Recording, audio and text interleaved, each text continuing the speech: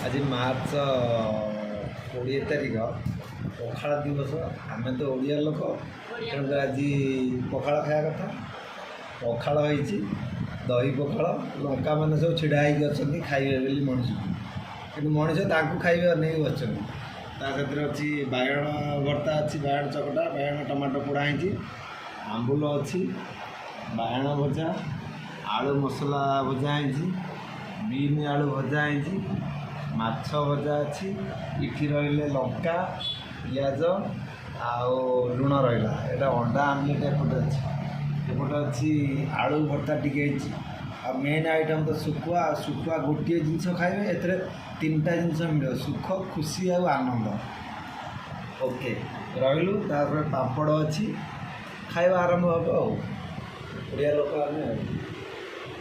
आमर ये अच्छी ठुकु भी अच्छी खाइब सी खाइब ना सी न खाइले केमती हम ठीक है।